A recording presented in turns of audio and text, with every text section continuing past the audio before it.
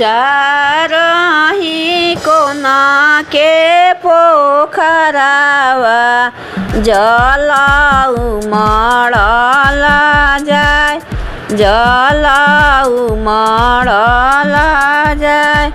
3 दिन के भूखल तिरियावा जलवे में खड़ी, दूधवे में खड़ी।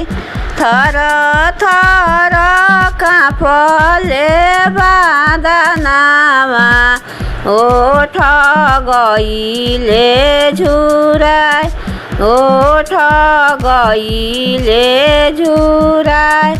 कब दनी उगी है सूरज मल, कब दनी अर्घ परी, कब दो अर्घ परी।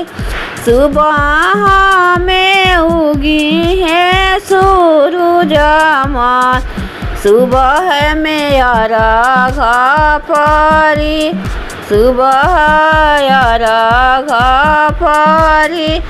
सुबह में दिहे दर्शनवा, उनकर अर्घ परी, उनकर अर्घ परी।